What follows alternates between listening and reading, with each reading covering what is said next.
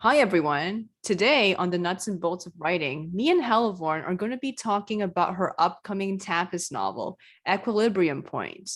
Our first question is, this novel began as an alternative universe or an AU, a story about your protagonists from Lucky Wolf, Ingvar and Eyolf, set in contemporary Norway. Do you still see it as an AU?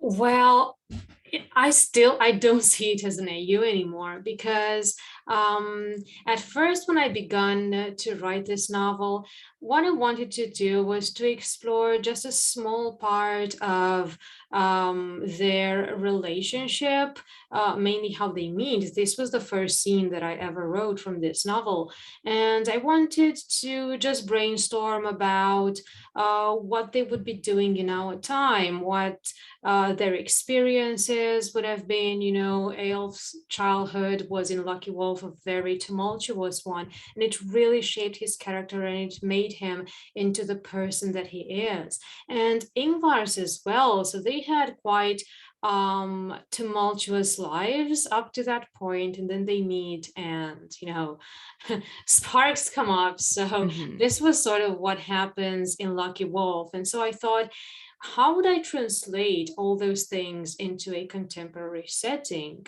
Could Eyolf become from a very poor orphan and well, a homeless one because he was abandoned in the woods by his mother when he was 6? Mhm. So, can this still happen, or how would this happen in our time?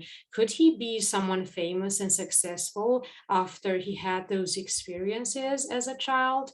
So, and brainstorming more and more, I realized that I actually have a lot of things to say about these two characters because in Lucky Wolf, we follow certain events. There is an external plot with the conversion of Norway to Christianity and with the way some dark secrets from elves' past come to the surface.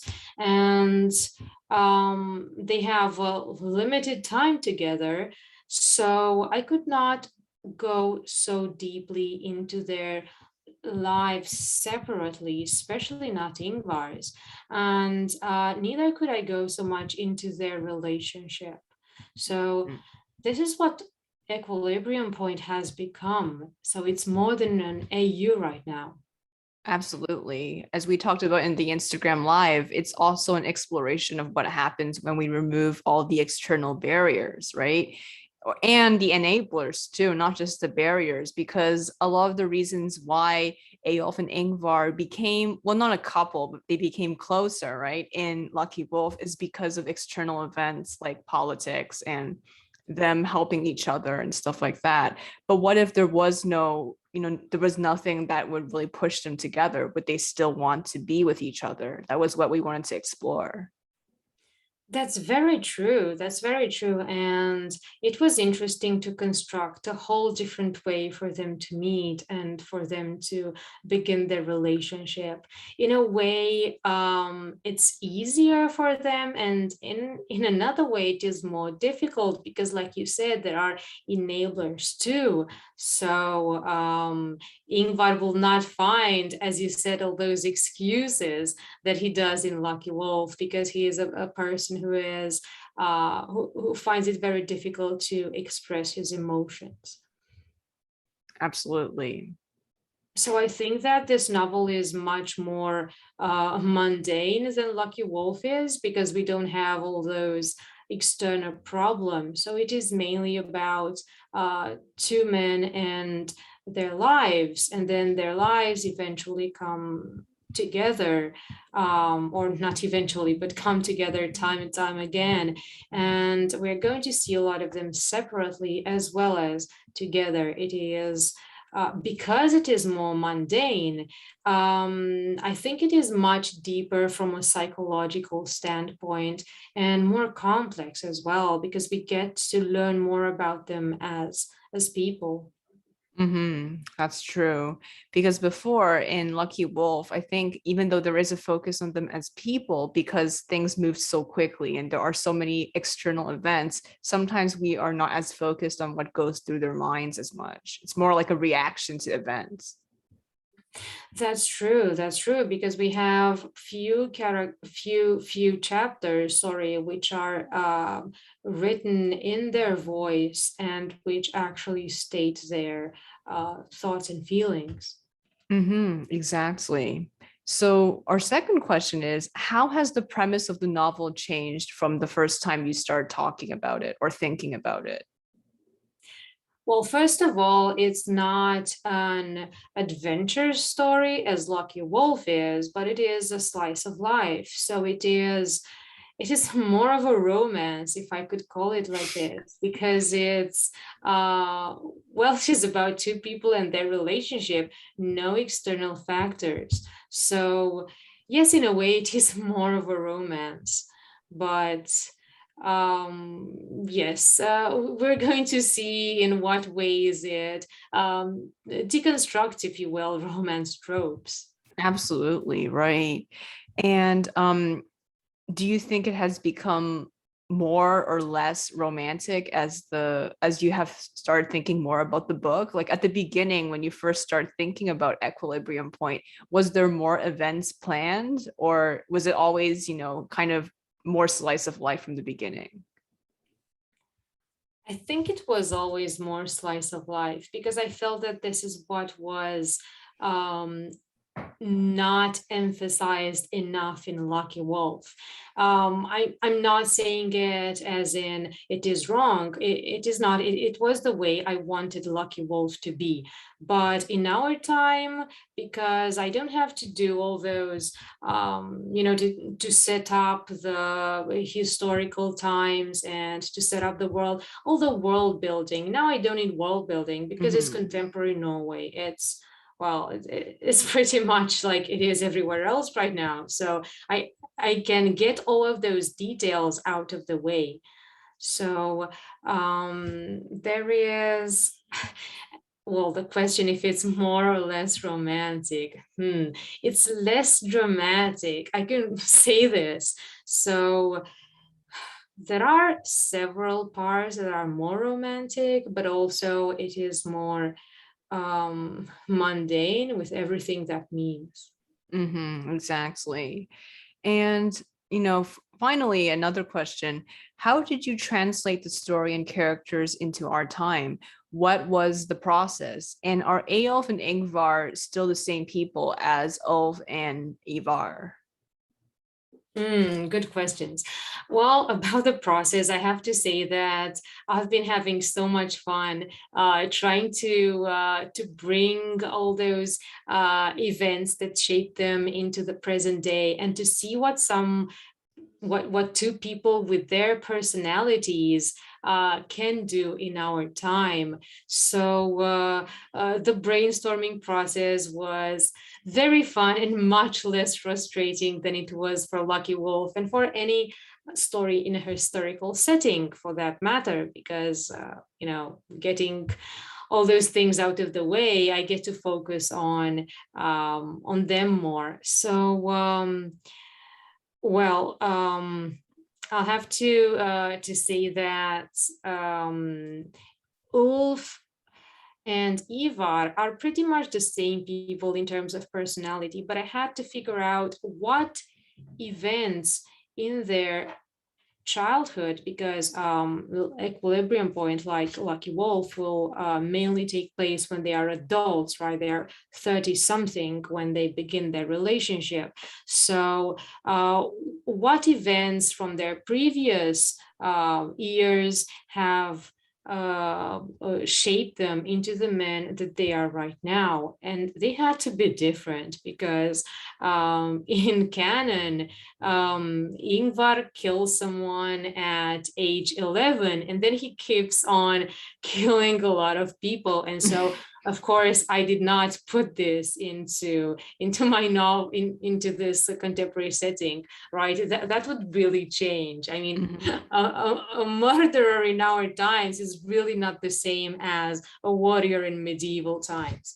So other things will be happening to him. And Eyolf, instead of a mystic, he will just be a doctor, because in Lucky Wolf, he was not all that mystical, was he? He was so pragmatic. He was almost a contemporary doctor, in that medieval setting as well, right? So this job will fit him very well. But he's still going to be shady. He's still going to do some controversial stuff, even things that are not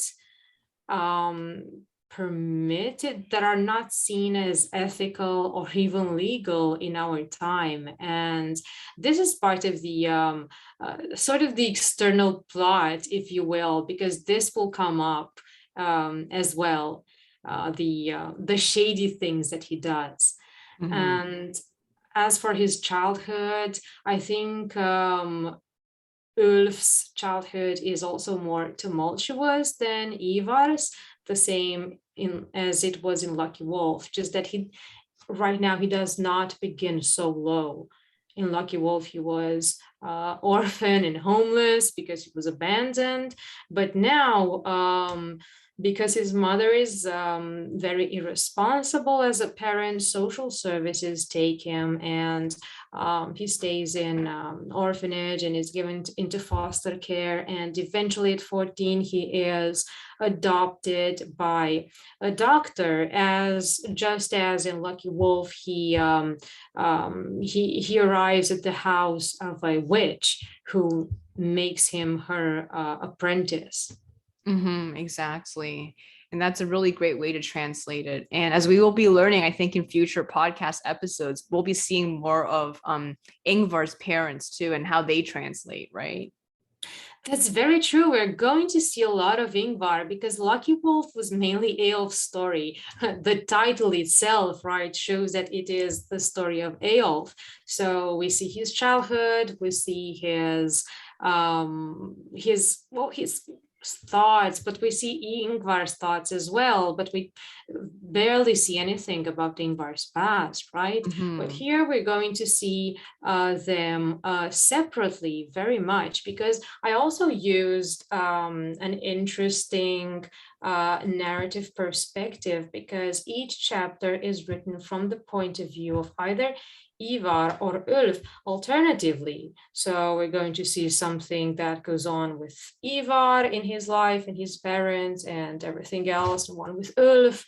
So in these ways, it's not as much of a romance, because typical romance novels just show them together, right? It is as if nothing happens when the two are not together. Where here, it will really not be like this.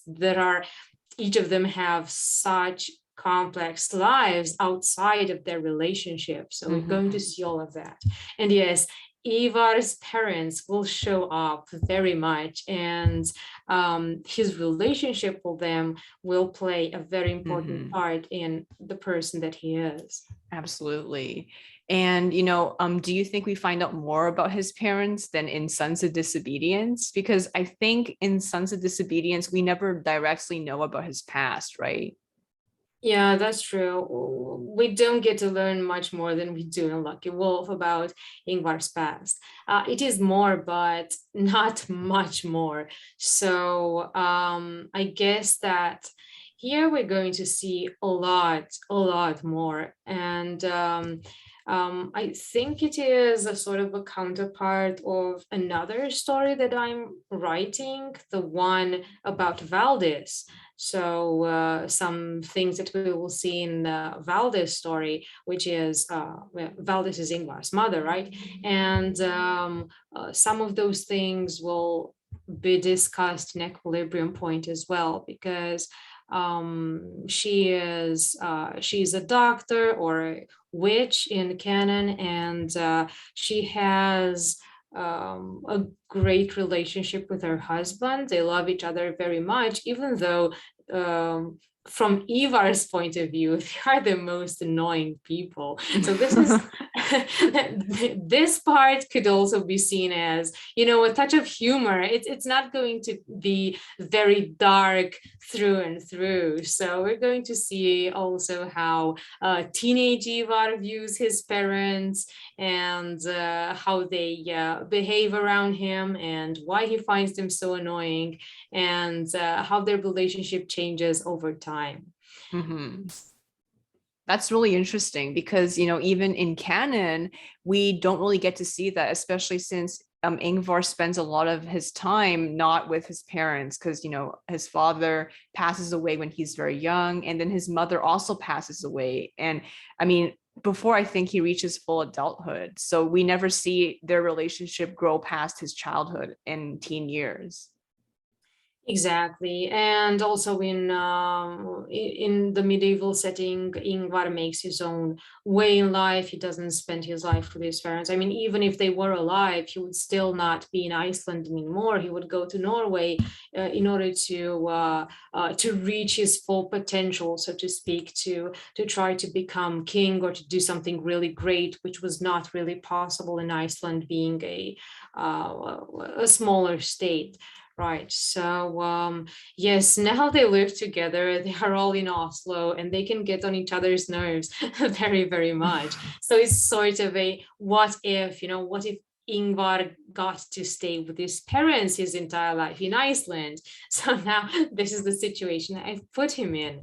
And we're going to see also a theme which is sort of new to me, because it can only be explored in the contemporary setting, which is his mother's bipolarity. And well, she was always from the beginning constructed as bipolar, but um, in a medieval setting, you can only present that as, not in a medical way. I mean, Mhm. the manifestations are always there, but it's going to be quite mystically presented in the story about Valdis. Whereas here we see it in a very realistic and matter of fact fashion. And it is mostly from the point of view of Ivar. So it's not repetitive, because in the Valdis story, we're going to see it from her point of view. But here we don't get to see her point of view, but her son's. Absolutely. Right. And I guess, in the future podcasts, we can definitely talk more about, these different themes and everything that we want to explore without spoiling anything, right? Yeah, definitely. Yes, and we can talk about all the different characters that appear, and we'll talk about Ingvar's parents more, and all their friends. We'll have Hakon as well. He will appear here, and even King Olaf will make an appearance as one of their friends. One of Ingvar's friends, Right. definitely not Eos. So Ivar's not Ulf's. Yes, and also, Hildegun, right? yeah, right, right. So from Eolf's side, we will see Hildegun, and we will also see Eolf's daughter and her mother, and they will play a much more important part in Equilibrium Point than they do in medieval times. Right. And we have Gare as well. Oh yes, yes, yes. He will Yes. appear too. So a lot of the people in Lucky Wolf will be making an appearance. Hmm. So yeah, and Anyone from Sons of Disobedience? I don't think so. They have not appeared so far, even though I wrote a part, but I'm not sure I'm going to keep it. Where Ranveig is, she is newly employed at the company where Ivar works. Oh, okay. But we don't know if it's canon yet, right? Yeah, we don't know yet, because I'm not sure I'm going to keep that scene where she appears. And maybe she could make a cameo, as well as other characters from Sons of Disobedience. but we'll have to see. They, even if they do show up, it will not be more of a cameo, because then I would have to really develop Mhm. their characters, and I already have enough characters, and the focus is on something else. That's true. Right. So definitely we'll be talking more about how the series develops, and you'll also be showing us more of your writing process, right? Yes, yes, definitely, definitely. And one other thing that one other theme, because I started mentioning themes that I could not use in medieval times. One of the other themes is music and fiction and everything that is contemporary culture. So we're going to see what kind of books they read and what sports they do, especially Ivar. He is very bookish and very sporty as well. And this really fits his personality and in the canon, in the medieval, so to speak, setting as well. And he, well, I can tell you that he is a metalhead, and he is very angry and very, well, he's not angsty, but he is really angry and quite morbid, but not in the dreamy way like someone like Aiden would be, but rather um angry, yes, for a Mhm. lot of reasons. So this is how we're going to see him as a teenager. Whereas Ulf, he will be the party animal, and he will appear very easygoing, but we're going to see more of that. And he has a different face too that Ivar is going to discover. So maybe he's not as happy-go-lucky as he wants to seem. Right, exactly. So yes, I think we're going to be learning so much about these, and maybe you'll be also posting more snippets of your writing on Instagram and Tapas. Yes, I think so, especially because, well, you gifted me that lovely sketchbook with Ivar and Ulf on the cover. And so inside it, I'm only going to be making sketches from Equilibrium Point. So for those viewers who also follow my Instagram, there, whenever I post a drawing from Equilibrium Point, I also write something about you know, the themes and that the themes that the drawing represent. So yes, maybe we're going to see some quotes as well. That's going to be exciting as hell. Thank you so much. I'm also really, really excited because if you asked me like 1 year ago if I could write contemporary fiction, I would say a definite no, because I okay, I think historical fiction is my favorite mode of expression, but I've become really in love with the contemporary setting, and I realized how much I actually have to say about Mhm. our world. So yes, I'm very excited about this, and I think I've stopped identifying myself as a writer of historical fiction, because this is how I always presented myself. But now, when I start by saying that, then I make a little pause and I think, okay, but I'm not doing very bad with the contemporary setting either. So maybe I'm just an author of fiction. Exactly.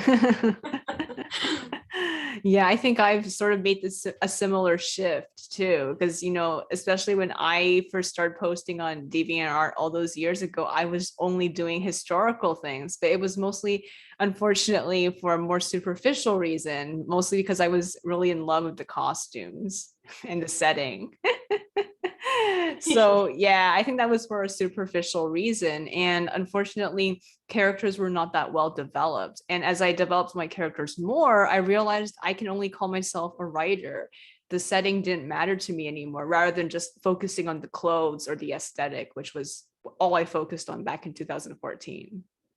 That's very true, and that's a very interesting distinction because, well, basically the writings you did back then, like Basmachi, was taking place in the same time period as the writings that you have now, but then they have a very different feel. You have a very different approach right now to that time period. They what you do now feels so much closer to the present.